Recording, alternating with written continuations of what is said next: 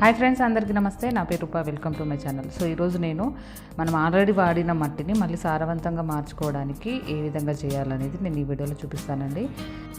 మనం మొదటిసారి మట్టిని కలుపుకొని మొక్కలు పెంచినప్పుడు అండి చాలా బాగా పెరుగుతాయి. మీరు గమనించినట్లయితే ఫస్ట్ టైం మనం మట్టిని కలుపుకొని పెంచినప్పుడు మొక్కలు చాలా బాగా పెరుగుతాయి. అలాగే ఒక కాపు అయిపోయాక మళ్ళీ నెక్స్ట్ కాపు వేసినప్పుడు కొంచెం మన తేడా అనేది కనిపిస్తుంది.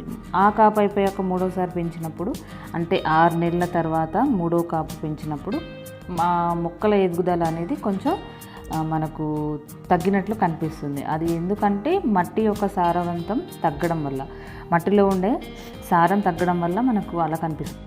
మనం ఆల్రెడీ 15 రోజులకు ఒకసారి కానీ అప్పుడప్పుడు ఎరువులు ఇస్తూ ఉంటాము. అయినా సరే మనం మట్టి లోపల ఉండే ఫంగస్ బ్యాక్టీరియా వల్ల కూడా మొక్కలు సరిగ్గా ఎదగవు. అందుకు మనం ఏం చేయాలంటే, ఇప్పుడు నేను తీసుకున్న తొట్టి 6 నెలల పాతదండి మట్టి, అంటే కలుపుకొని నేను 6 నెలలు అవుతుంది. సో దాన్ని ఏం చేశానంటే ఇలా మొత్తం కింద వేసుకొని అందులో ఉండే వేర్లు కానీ చెత్త అంతా ఏరి మనం ఒక 3-4 రోజులు ఎండకి ఎండబెట్టాలి.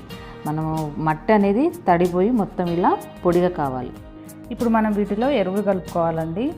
ఎరువు మనం ఏదైనా కానీ వాడచ్చు. ఇక్కడ మట్టిని 50% అనుకుంటే మిగిలిన 50% మనం వీటిని కలుపుకోవాలి. ఇక్కడ నేను కిచెన్ కంపోస్ట్ వాడుతున్నాను. కిచెన్ కంపోస్ట్ కానీ వర్మి కంపోస్ట్ కానీ మీ దగ్గర ఏది ఉంటే అది వాడుకోవచ్చు, పశువుల ఎరువు కానీ. సో అలాగే మనం ఇది 25% మనం ఎరువు తీసుకుంటున్నాము. అలాగే 15% ఏమో మనం ఇసుక తీసుకుంటున్నాము. అలాగే 10% నీమ్ కేక్ తీసుకోవాలి. ఇక్కడ ఇసుక బదులు మీరు కోకోపీట్ కలుపుకోవచ్చు. నా దగ్గర కోకోపీట్ లేదు, అందుకే ఇసుక కలుపుతున్నాను. ఇవే కాకుండా మనం బోన్ మీల్, మస్టర్డ్ కేక్, ఘనజీవామృతం, ఎప్సమ్ సాల్ట్ ఇలా ఏవైనా కలుపుకోవచ్చండి. కాకపోతే బేసిక్ మనం కలపాల్సింది మాత్రం ఎరువు, నీమ్ కేక్, ఇవి 2 కలుపుకోవాలి కంపల్సరీ. తర్వాత వీటిని బాగా మిక్స్ చేసుకోవాలండి. మిక్స్ చేసుకొని మళ్ళీ మనం మన తొట్లో వేసుకొని ఒక 2-3 రోజులు మనం నీళ్లు పట్టి అలాగే ఉంచి తర్వాత మనం మొక్కలను నాటుకోవాలి.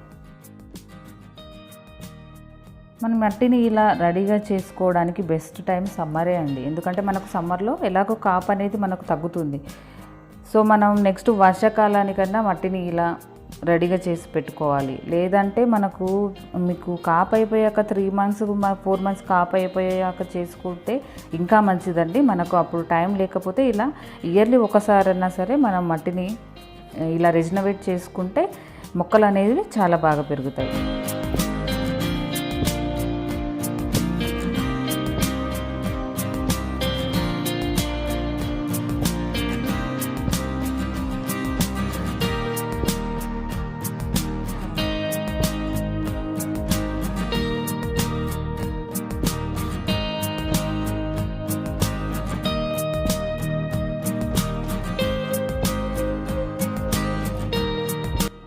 సో ఇదండి ఇవాళ వీడియో. ఈ వీడియో మీకు నచ్చింది అనుకుంటున్నాను. నచ్చితే please like, share and please subscribe my channel. నమస్తే.